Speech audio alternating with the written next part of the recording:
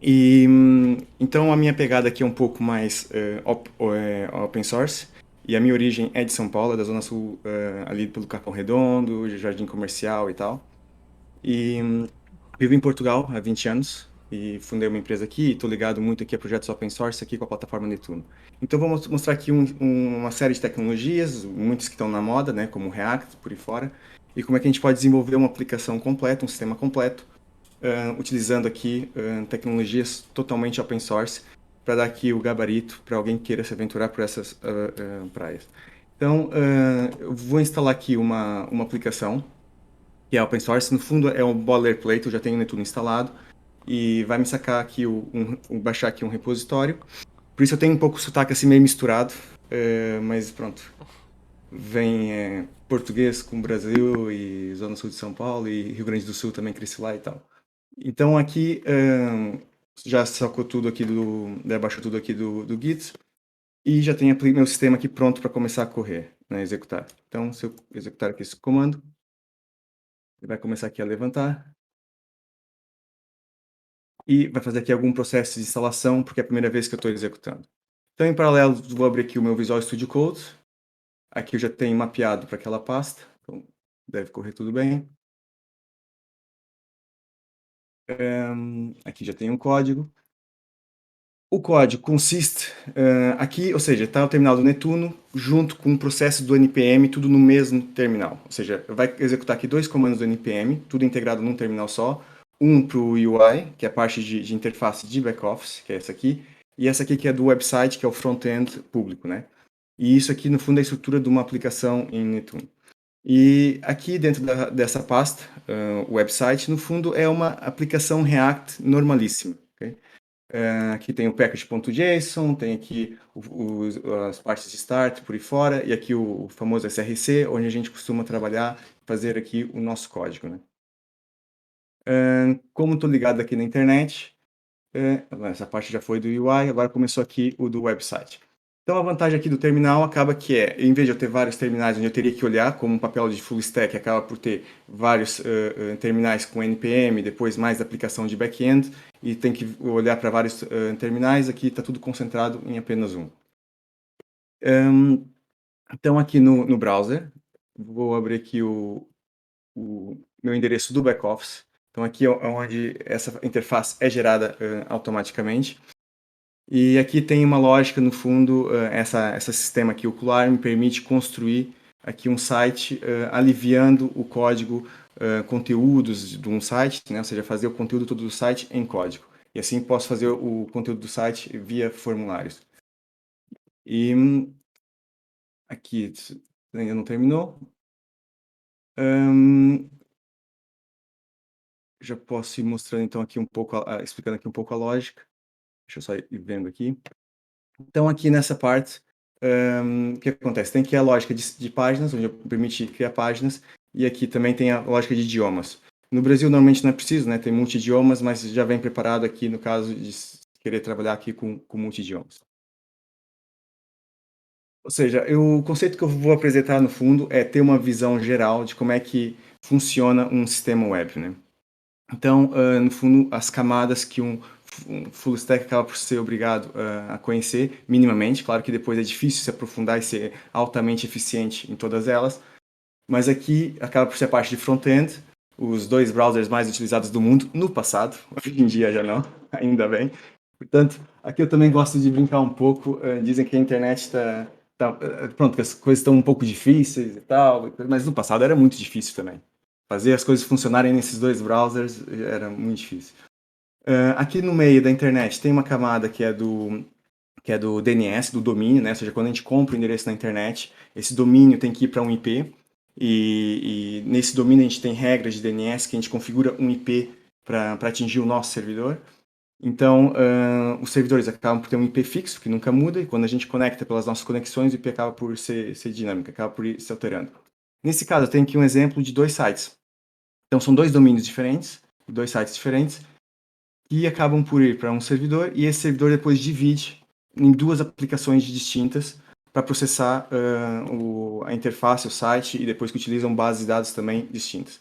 A camada do Netuno poderia ser utilizada dos dois lados. O Netuno é feito em Java, portanto é tecnologia totalmente em Java que está por trás, ligada também com Node.js, na parte de back-end, né? E depois na parte do front-end tem algumas integrações aqui com React e tal. Como servidor web, o que eu utilizo mais acaba por ser o Nginx. Não tem os Zs aqui, mas é como se fosse motor em inglês, né? Engine, e o X, o X. Em português ficaria motor X. E é uma alternativa ao Apache. Também tem muita gente que utiliza o Apache e tal. E o React está aqui nessa parte aqui do browser, né? O React, Less e tal.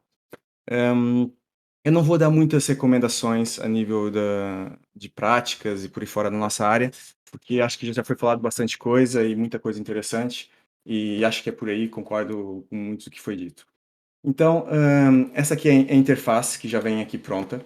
Então, o que acontece? Eu aqui posso, por exemplo, começar a configurar o meu front-end, né? Posso vir aqui, por exemplo, e trocar aqui alguns valores e eu vou, tem aqui um arquivo dentro do src, aqui do style, aqui de variáveis, e vou trocar, por exemplo, a minha cor primária e também o fundo do site. E aqui no app, vou tirar aqui esse dark, para ver o que acontece. E já vou aproveitar e vou configurar também. Aqui eu estou utilizando o Ant-Design, que é uma interface para construir interfaces rápidas de formulário. Aqui atrás já atualizou automaticamente meu site, portanto está um pouco lento, mas conforme eu mexo no meu código, o front-end vai atualizando. Então evita que eu fique toda hora fazendo refresh, né? E isso acaba por ser o mecanismo do servidor do Webpack. Então, esse valor aqui, trocando aqui essa cor, eu vou ter que reiniciar o servidor porque está aqui ao nível do website, não dentro do src, né? Então ele não detecta essa alteração. Mas já dá para ver que está aqui a reagir. Antes de reiniciar, só vou fazer aqui uma pequena demonstração de, por exemplo, se eu criar aqui no back-office aqui uma nova página, aqui em página, vou criar aqui uma nova página de cadastro, por exemplo. Português, a ligação vai ser cadastro. Aqui a ligação, no fundo, é o endereço, né? O estado dessa página vai ser publicada e vou gravar. O front-end, lá atrás, atualizou. E... esqueci aqui de uma coisa importante, ok. Que é ativar que deve aparecer no menu, claro. Pronto. E agora tem aqui o cadastro aqui no menu e tem aqui uma página vazia. Como eu disse, eu precisava reiniciar aqui o servidor, então deixa eu só matar aqui e iniciar de novo. Para ele pegar agora um novo esquema de cores. A nível de front-end, portanto, acaba por ser muito aqui na lógica do React e do Less. Acabam por ser tecnologias que são muito utilizadas a nível de front-end. Claro que eu estou dando aqui uma visão um pouco ampla, mas o ideal, numa fase inicial, um programador júnior é se especializar em algo, dominar, conseguir resolver um problema específico numa coisa. Um pleno já começa a querer se aventurar aqui por outras áreas, e o sênior já pode almejar, se calhar, saltar ou mudar de área. Porque é muito difícil a gente começar, e anda muito na moda, as pessoas começam pelo front-end, e depois é natural que a gente pode ter uma aptidão melhor para outras áreas, né? A gente não deve se limitar completamente e podemos, de repente, ao passar dos anos, ser mais eficientes em outras áreas e manter o leque um pouco sempre aberto e ter um pouco de noção também como é que se trabalha em outras áreas. Eu considero que é um pouco importante. Pronto, já está aqui de volta, aqui o front-end está carregando ainda. Mas eu vou vir aqui e vou construir aqui um formulário, então, essa camada aqui me permite construir, eu estou conectado com a conta de desenvolvedor, então me permite construir aqui. Essa construção, no fundo, é só para agilizar aqui um pouco o que o Netuno oferece, mas em outras linguagens seria um processo mais via código, mas é parecido. A lógica, troca as tecnologias, a lógica acaba por ser o mesmo, né? Então, vou criar aqui um formulário que vai criar uma tabela para mim por trás. E aqui, agora me aparece aqui, e eu posso agora criar aqui os meus campos. Vou criar aqui o usuário,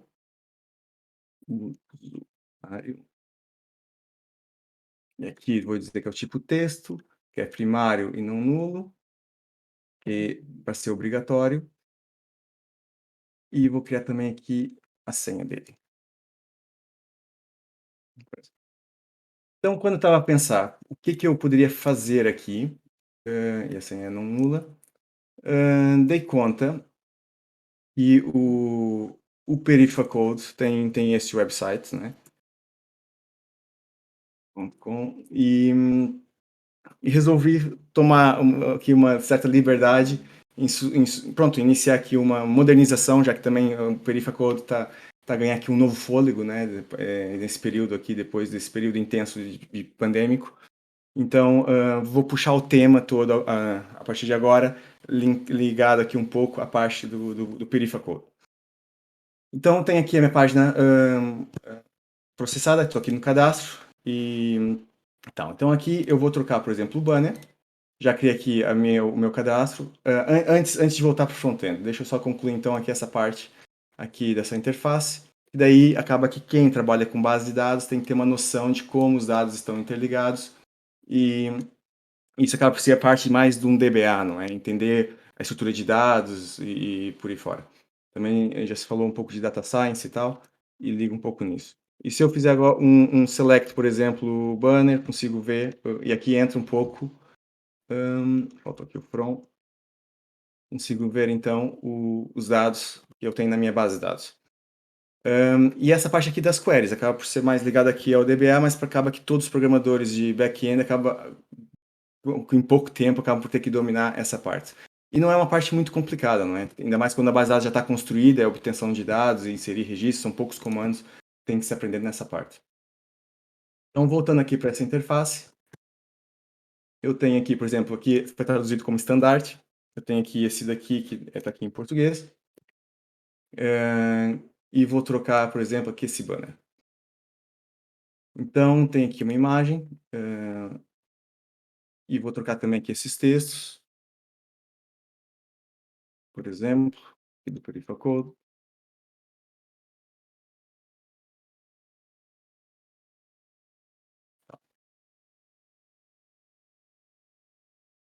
Que eu guardei e o front-end aqui atrás reagiu e eu já tenho aqui a minha imagem. Então aqui agora posso customizar um pouco mais aqui o front-end. Essa letra aqui talvez não fique muito bem. Então eu posso mexer nos componentes, eu tenho aqui meus componentes React, que estão associados a mais ou menos a estrutura de menu que eu tenho aqui em back-office. Portanto, o estandarte aqui no meu código vai ser o banner. Então aqui no banner eu posso vir aqui no meu less, por exemplo, deixa eu puxar aqui o less e vou mexer aqui no meu. Aqui vou trocar essa cor do título, por exemplo, e aumentar aqui a grossura da letra e constantemente vai reagindo aqui atrás, né. Então, indo aqui um pouco na lógica do cadastro, mas antes vamos mudar o logo, que esse logo não é ideal, né. Então eu tenho aqui um logotipo, do Peripheral Code, e vou pôr lá na minha app, fica aqui em apps, o arco, eu não dei o nome da app ainda, hã, aqui, images, e vou colar aqui. Pronto, já me atualizou aqui atrás, já tem aqui um novo logotipo aqui do Perifacode. Com a página de cadastro, o que que podemos fazer com ela então? Hã, deixa eu só entender aqui com as janelas do Chrome. Então na página de cadastro, vou pôr um outro banner, só que de uma forma diferente. Pegar aqui cadastro, vai ser de página secundária, outro tipo. Esses tipos, é algo que nós podemos criar, eu vou criar um daqui a pouco, e aí permite também alguma customização no código e tal. E aqui, já tinha aqui algum texto já pré-digitado. Eh, não, aqui, é só cadastro. Vou por aqui a ordem dessas.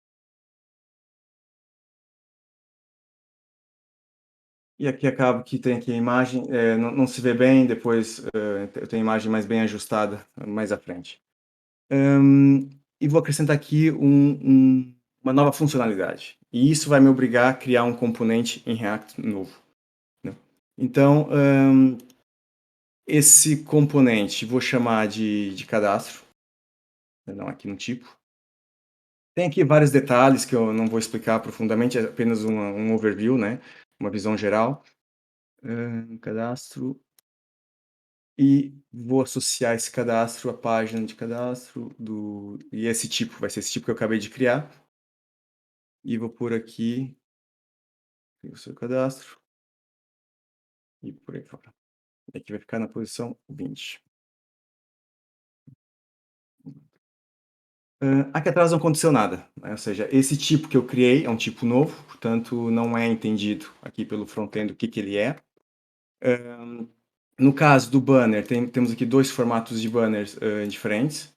Eu também posso controlar aqui a ordem do menu, mas esses 2 tipos de banners acabam por entrar aqui, está sendo passado os parâmetros, o que vem do sistema, do back-office, entra aqui, né, como propriedades no componente React, depois eu posso utilizá-lo aqui no Less para fazer a parametrização aqui do aspecto visual.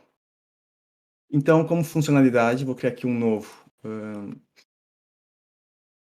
nova funcionalidade, que é um componente aqui do React, e vou aproveitar aqui algum código que já tem pré-construído para facilitar aqui a vida.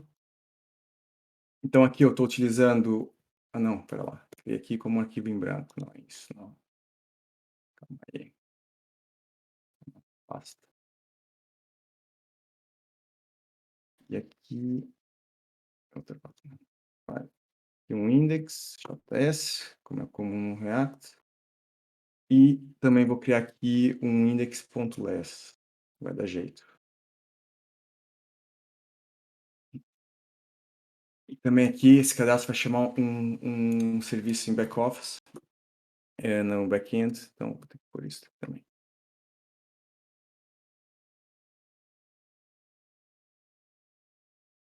E agora colar aqui o meu estrutura no meu componente. Aqui está utilizando o state, que vai pegar aqui os dados do formulário e tentar enviar, né. Já criei aqui o meu componente, só que ele ainda não é processado. Então, para eu registrar esse componente que é criado em 100% novo, né, aqui, tem que ser importado. Então, vou aproveitar aqui nessa parte que eu coloco no meio do processamento das páginas com esse motor aqui, desse sistema. Cadastro aqui. Então, aqui, vou pôr aqui mais um ifzinho. E aqui, cadastro. Especialmente para quem está começando, esse tipo de trabalho acaba por ser útil, porque não convém quem iniciar códigos, esses projetos do zero, né? Porque é difícil um programador iniciante escolher boas tecnologias. Então, utilizar alguma coisa já pré-existente já ajuda bastante. Então, aqui não ficou muito bem formatado. Eu tenho aqui um div aqui à volta com essa classe. Então, vou pôr aqui no meu código, para me facilitar aqui um pouco. E já fica aqui um pouco melhor. Então já tem aqui um formulário, usando os componentes aqui, nesse caso do Ant, mas podia ser Material, podia ser qualquer biblioteca, muitas aí que facilitam a construção de interface. Então eu aqui posso ver aqui no meu console, quando eu preencho aqui alguma coisa, já está vindo aqui nesse sucesso, e tá no meu código, está aqui nessa parte aqui do onFinish, que é esse console.log. Então aqui nessa parte, é a parte que eu vou pôr a minha chamada com o meu serviço, né, que seria da API. Tem aqui uma API que vai guardar esses dados agora em base de dados.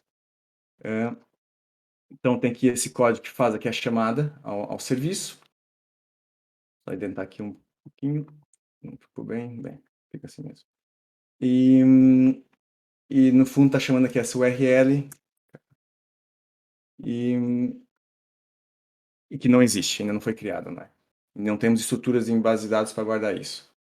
E vai enviar no modo post, que é o normal, né? Então, não é bom que retorne 200 ok, como já foi falado. Aqui na minha consola, posso ver aqui o que vai acontecer se eu carregar no botão. Deu aqui uma falha de envio. e aqui a chamada deve estar aqui, 304, não é esse, estranho. Pois bem. Mas de qualquer forma, aqui, tá aqui o vermelhinho, 404, ok, não existe. Então, agora para criar isso. Antes de criar o serviço, eu preciso guardar essa informação em algum lado, né? Que é aquela base de dados que eu já criei. Então, essa informação tem que vir parar aqui no meu cadastro. Naquela construção que eu fiz lá atrás, aqui no construir, por acaso aqui está em inglês, vou mudar para português, que fica melhor. Então, isso aqui parte já daqui uma configuração interna do Netuno. Vou mudar aqui, então, só para PT, aqui também, fica melhor. Fresh, já está aqui em português. Então, aqui nessa interface eu posso já testar o meu modelo de dados, né? Então, só como um DBA, uma pessoa mais de base de dados, posso ir construindo lá do outro lado os meus formulários, né, em campos, e vai construindo a base de dados por trás, e aqui já me ajuda a fazer alguns testes. Portanto, aqui essa parte está feita, falta-nos aqui uma peça no meio, né, que é, olhando aqui para a imagem inicial, falta essa peça aqui na aplicação que vai colocar a informação em base de dados. Portanto, o que eu já fiz foi ali o envio do formulário do browser, que chega aqui num serviço na aplicação que não existe e bate. Como eu não estou na internet, estou no meu ambiente local, esse há um corte direto, né? Que vem direto aqui para minha aplicação. E nesse caso, eu vou criar então aqui o tal serviço, que no caso do Netuno se cria aqui no server, service, e aqui eu vou criar aqui uma pasta, cadastro, e aqui um script em JS, post.js.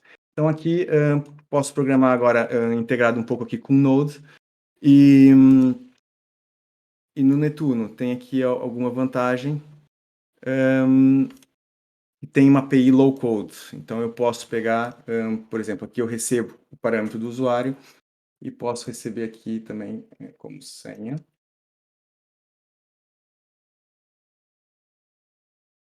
E vou por aqui um login e vou por aqui uma resposta de sucesso. Então agora, se eu enviar os dados, já foi com sucesso. E se eu ver o meu terminal, aquele login fica para lá no código, vem para cá. Só que no código não tem nada que grave isso na minha base de dados. Eu já tenho aqui uma conexão feita com a base de dados, também está aqui no config, ou seja, está conectada com o DB2. Tá? É uma base de dados em Java. Portanto, todo esse código aqui da API Low Code, isso aqui é código executado pelo motor do Node, mas tudo começa com underscore, acaba por ser código Java, classes Java que estão processando por trás. Se eu fizer aqui algum erro, sei lá, que um true não existe, e provocar aqui uma nova chamada, vai falhar, né? E deu erro 500, e aqui no log eu consigo ver onde é que deu o erro e tal. Normalmente, o desenvolvimento em back-end não é assim tão depende da linguagem, pode ser ter que compilar e tal, mas lá tá, é uma demonstração, pode-se usar várias outras tecnologias. Nesse caso, estou usando aqui essa, eu acho que facilita mais a minha vida.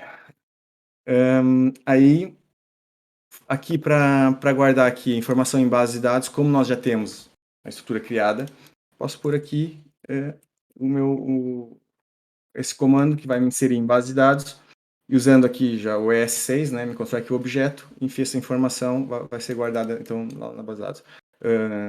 O usuário site, foi com sucesso. E o que me aconteceu aqui agora? Eu tenho aqui a senha plana. Isso nunca se deve fazer, né? Um programador jamais deve fazer uma coisa dessa. Então, convém encriptar essa senha. Então, eu tenho um objeto interno que eu consigo já fazer aqui uma encriptação.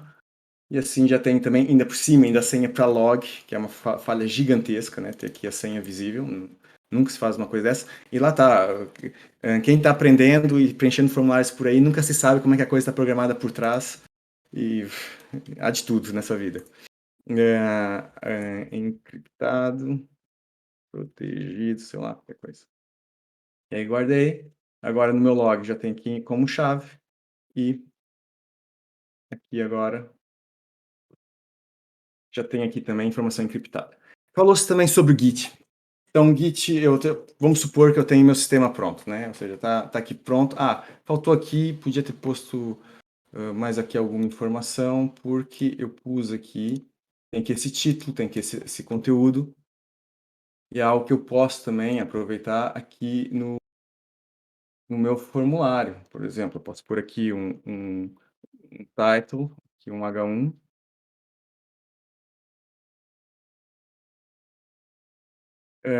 Portanto, até agora eu mostrei a parte do back-end e do front-end. Falta só aqui, eu sei que aqui atrás é enviado a informação que vem do back-office, é enviada aqui como props. Tem aqui esse item aqui que acaba por enviar como props. E assim eu sei que o title vai ser o meu título daquele campo lá do back-office. Então, se eu guardo aqui, já atualizou aqui atrás, já está. Sei lá, o outro é o content, acho eu. Mas o content é um pouco diferente. Tem aqui alguns outros componentes, que tem aqui a questão da validação do tipo e tal. Aqui o content, como vem um HTML, pode vir estrutura HTML, convém usar esse comando aqui. Porque lá no back-office é um editor de texto, né? E já tem aqui essa informação. E a vantagem de fazer dessa forma é que depois todo o conteúdo de texto, imagens, pode ser gerido no back-office, não tem que ser no código e não polui o código, não fica o código todo engessado. Feito isso, agora vamos supor que eu quero subir isso para o meu Git. Então, eu vou criar git. Eu tenho aqui um Git de teste do Netuno. Eu não estou logado.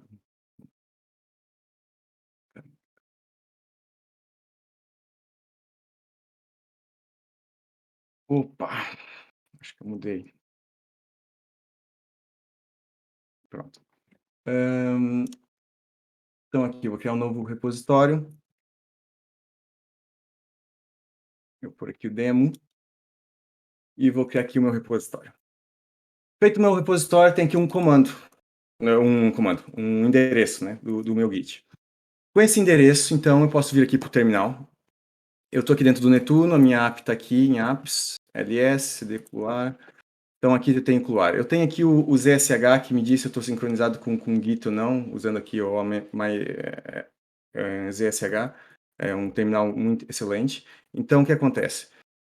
Tem aqui a pasta .git. Essa pasta escondida, que como tem um ponto na frente, em Unix fica oculta, né? No Windows costuma aparecer às vezes.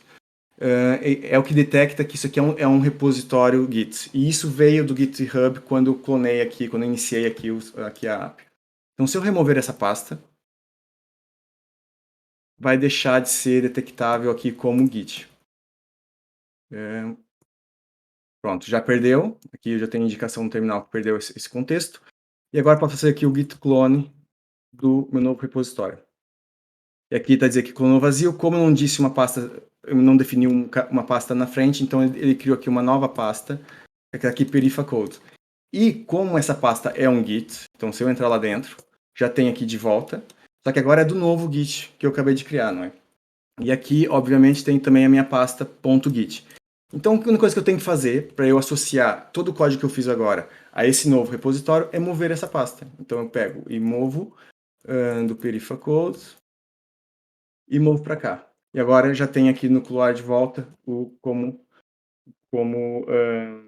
código novo. Só que tem aqui ainda uma pasta meio suja, né? Que essa pasta acaba por estar vazia. Então, rm-d. Tá.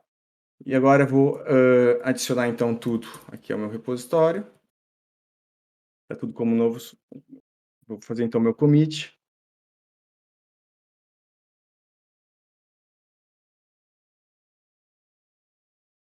E vou enviar para o meu repositório. Feito isso, aqui no meu Perifacode tem aqui o meu código já subido. Com isso agora, eu posso ir para o meu servidor, que é a parte agora aqui do meu diagrama inicial, que é essa parte aqui no meio que tem a internet, os browsers e aqui o meu servidor, né? Então eu tenho aqui um container, não é na Amazon e não é no Azure, não. Pronto, tem que ter dinheiro para pagar esse tipo de serviço. Portanto, como programador, saindo do bolso não é a melhor alternativa. Então eu tenho aqui um outro esquema aqui com Perifa Codes. Eu já tenho a autenticação por trás, com chave, tudo automatizado, e agora já estou lá num servidor. Pronto, aqui já acaba por ser outro ambiente. Então aqui eu posso vir agora e clonar, por exemplo, esse daqui, projects, por exemplo, e fazer aqui o git clone, que eu já tinha feito aqui alguns testes do tal git. Portanto, o Git pode servir para a gente sincronizar código entre programadores, né, ingerir o código da equipe, mas claro que também acaba por ser a ferramenta utilizada para passar esse código para o ambiente de produção ou ambiente de teste, às vezes separa por branches também, por aí fora. Então tem aqui o novo, que é esse daqui, vai ter aqui toda a nossa alteração, todo o nosso sistema. Pronto. E o que acontece? Aqui nessa máquina vai ter que ter aqui um sistema que é service stop. Vai ter que ter aqui um sistema que faz essa parte aqui do servidor web, que é aqui o Nginx, né? E foi que eu acabei de parar. Então, esse sistema web, eu tenho aqui o endereço, que é o perifacode.eduvex.com, que é o meu, e está aqui agora bad gateway, porque eu parei, né? E o que acontece? E o servidor que está por trás, que eu estou trabalhando dentro de um container, então há um servidor por trás, e o container é um pedaço dentro desse servidor, com um ambiente restrito, é como se fosse uma máquina virtual, pode-se pensar assim, que é um Linux dentro do outro Linux, no fundo. Então tem um Nginx que corre a nível do servidor e depois eu tenho outro dentro do container. Então o que eu parei foi dentro do container, do servidor, claro, não vou parar, né? Então, aqui no servidor, eu tenho aqui o redirecionamento, a configuração do Nginx, aqui para o Perifacode, que vai me encaminhar o que vier nesse endereço para dentro do meu container aqui. Então, está fazendo aqui o papel de proxy, né? Então, é a parte aqui do diagrama que eu chego aqui no meu servidor e ele faz proxy para outro sistema, uma outra aplicação web, que podia ser em Spring, como já falaram também, podia ser em qualquer outra tecnologia, Node, por aí fora. No caso aqui estou usando Netuno, mas podia ser qualquer outro sistema, que basicamente é uma porta que suporta o protocolo HTTP e faz aqui essa comunicação e o Nginx agiliza aqui o processo todo. Só que nessa camada do servidor é onde eu registrei aqui o certificado, para ter a conexão segura aqui com SSL. E nesse caso eu usei o Let's Encrypt, que facilita bastante. Então, há duas partes que eu não vou demonstrar aqui a fundo, mas não é complicado. Let's Encrypt é meia dúzia de comandos, até exagero.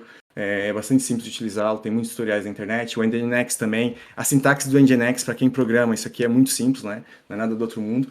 E a parte também de DNS e domínio e tal, e servidor, também acaba por ser bastante simples. Não, para quem depois programa, e hoje em dia quem programa acaba por ter muito contato aqui com o terminal, dar o salto para essa camada de gestão de servidor não considero muito complicado nos dias de hoje. Até porque no NPM a gente acaba por ter ali algumas situações, né? Então, voltando aqui ao meu container, eu aqui parei o Nginx, agora então vou subi-lo. E agora consigo ver se está ok. Está ok, está rodando. E agora se eu vier aqui no browser, onde tinha um site crashado, vamos lá ver se, olha, funcionou.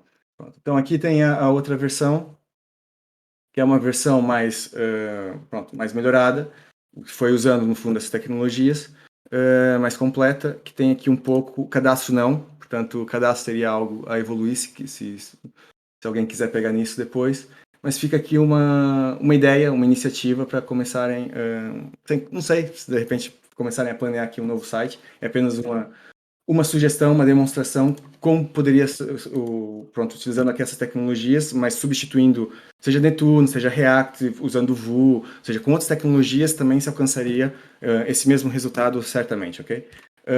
Já aqui a camada do admin, né? Ou seja, a camada que eu utilizei aqui, que facilita um pouco a vida,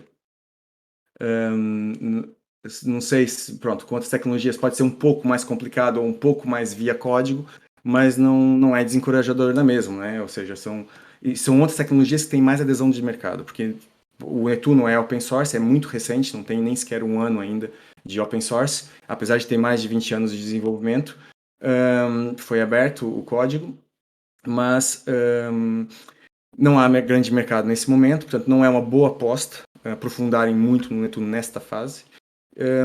Há outras tecnologias, mas o Netuno pode ser intercalado com outras tecnologias. A vantagem aqui acaba por ser mais a facilidade aqui do, de agilizar a construção do back-end e a camada de programação mais interativa ali com o Node, né? E utilizando recursos do Java. Como temos aqui um formulário, vamos ver se funciona aqui também, já não testei antes. Demo online. Bom, e foi.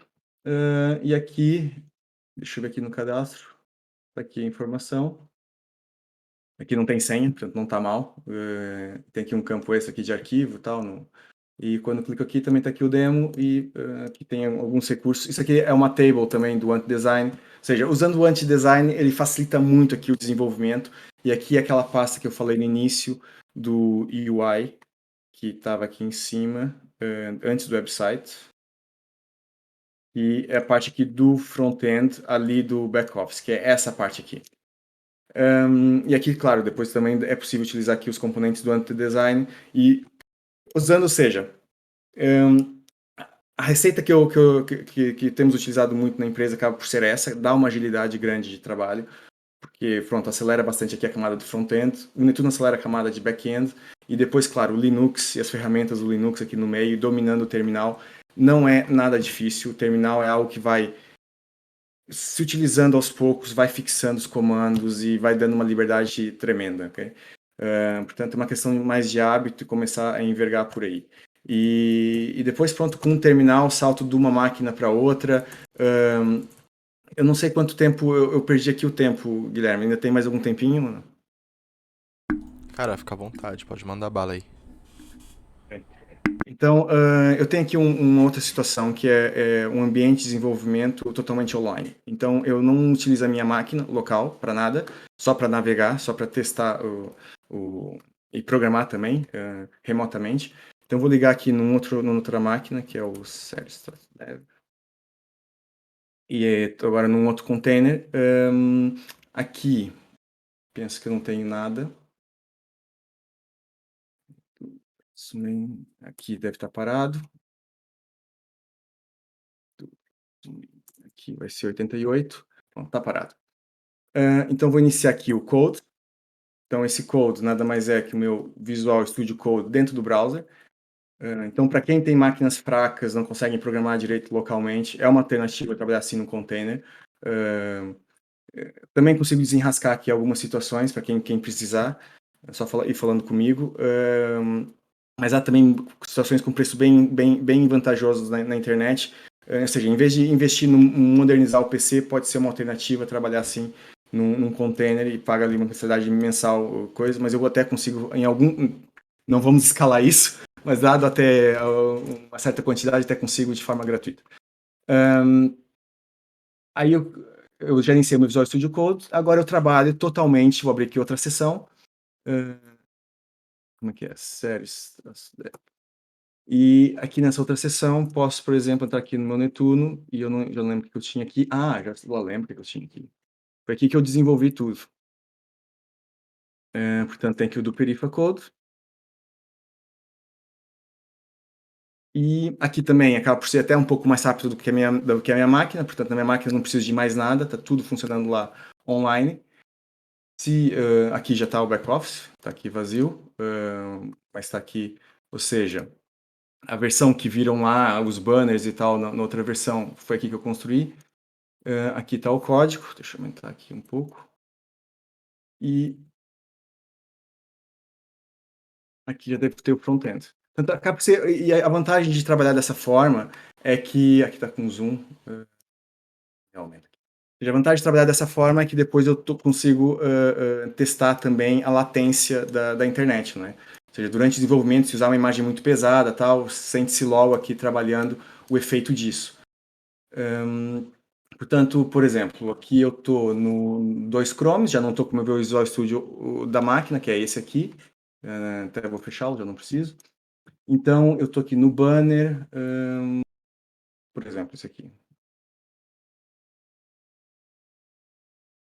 E tem o mesmo resultado que localmente, portanto, consigo trabalhar de forma fluida. Se eu também for programar aqui um serviço aqui do lado do back-end, também crio aqui um novo, sei lá, um teste, .js, não, criei como pasta. New file, test.js, aqui um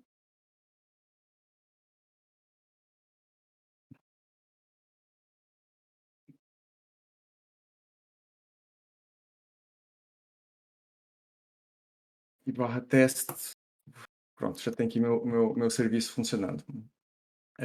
E aí, do que acontece? Se eu quero ver o que está acontecendo no servidor, é a mesma coisa aqui local, ou seja, eu tenho meu terminal aberto lá, esse aqui é o terminal lá do servidor, e aqui no browser eu venho aqui, coloco aqui um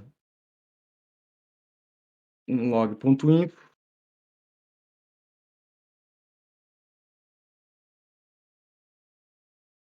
e atualizo aqui, e venho aqui no terminal e tem aqui minha informação. E a mesma coisa se eu tiver um erro, né? Ou seja, se eu estou aqui programando e fiz alguma coisa errada, crashou tudo e tem aqui o meu erro. Pronto, então ou seja, é possível trabalhar todas as tecnologias, ou todas as camadas de forma online. Também obriga-nos aqui a estar mais centrados aqui na parte do terminal. E epá, é uma experiência muito boa. Eu tenho trabalhado mais assim do que na minha própria máquina. O meu ambiente normal acaba por ser sempre assim fora. E depois tem outra vantagem ainda, que é que eu posso pegar aqui esse meu link, que é o meu link de desenvolvimento, trabalhando, e olha, alguém da minha equipe, eu estou trabalhando com alguém e tem que ver o que eu estou fazendo. Eu pego aqui esse endereço, mando para a pessoa consegue ver. Esse endereço é público, qualquer pessoa que acessar consegue visualizar aqui essa informação, ok? Portanto, tem também aqui essa vantagem de, em equipe, conseguir fazer aqui tudo. E como eu alterei o código? Se eu abrir aqui uma outra seção, série status dev, vai ser a mesma lógica. Eu aqui tenho um terminal configurado da mesma forma que eu tenho local, também tenho que usar SH. Então, eu entro aqui dentro do Netuno, barra apps, aqui já é perifa code, acho. E já tem aqui uma alteração de código, está aqui marcado. Se eu venho aqui git status, tenho o meu novo serviço, e aqui a alteração de código que eu fiz no banner, git diff, e vejo aqui a minha diferença do que foi tirado e que foi posto. Portanto, o Git também não é preciso ter aqui um programa cliente para ter ali os botõezinhos e tal. Para o terminal se faz tudo, é menos um programa aberto e acaba por ser bastante ágil também via terminal, ok? Portanto, o terminal é o nosso melhor amigo. É especialmente essa mensagem que eu queria passar, para ganhar aqui um certo amor pelo terminal, dá aqui um poderio tremendo para o nosso trabalho e abre também aqui, ajuda a abrir aqui novos horizontes. Pronto, portanto, era isso que eu tinha para vos apresentar. Espero despertar aí o vosso interesse em pegar um pouco aqui em outras áreas, não ficar só preso ao front-end, para quem não, já domina um pouco, já tem alguma vontade. O bom disso também é que se você tem uma ideia, quer fazer por conta própria, aplicar essa ideia, tu consegue fazer sozinho, não depende de outras pessoas para trabalhar contigo. Então isso também considero que é bom, até para fazer alguns projetos como freela ou para pessoas conhecidas ou que precisam também, familiares e por aí fora, que às vezes não tem muito dinheiro para pagar, porque pagar uma equipe de desenvolvimento não é qualquer um consegue pagar, não é? E acaba que as grandes empresas se beneficiam disso, e o pequeno negócio, né, o pequeno empreendedor nunca consegue dar um salto tecnológico, e nós vivemos numa era que a tecnologia faz toda a diferença, não só a nível profissional, mas também para novos negócios surgirem e por aí fora, né? E tecnologia acaba por ser cara, mas não precisa ser cara. Por isso que existe o open source, existe muitas alternativas que a gente não precisa gastar um tostão. E para aprender hoje em dia, eu noto que há um grande problema, que, pronto, não vou tentar não filosofar muito, que há muita informação e as pessoas se dispersam muito com muita informação e começando muito do início, de uma forma muito crua, aprendendo ali o beabá inicial, coisa que eu acho que não é preciso fazer isso, já pode saltar para um projeto já, uma base já montada, e dessa base conseguir fazer customizações para fazer coisas mais concretas e que funcionem bem, e que consiga responder uma necessidade e resolver aqui uma situação e depois criar aqui um valor maior, né? Então, e depois consegue ir aprendendo também as bases com o tempo, vai se aprendendo. Não, acho que não impede, uma coisa não impede a outra. seja, acho que é possível saltar aqui de uma forma um pouco mais produtiva. Mas pronto, isso é o meu ponto de vista, posso não estar totalmente certo. Pronto, fica aí essas dicas. E pronto, espero ter atingido aqui interesses de pessoal também mais experiente, a forma como eu trabalho. Se quem tiver uma opinião diferente, que eu podia estar fazendo aqui um pouco diferente, também é bem-vindo. Vivendo e aprendendo, a gente não sabe tudo, né? Então, estamos aí. E quem precisar da minha ajuda, estou aí disponível. Já estou tentando me envolver aqui com a comunidade, não consigo participar de muitas comunidades, mas estou empenhado aqui com o Perifa Code, gosto do projeto, gosto tanto que até puxei aqui para brincar aqui com o site, ok? Fica aí a dica.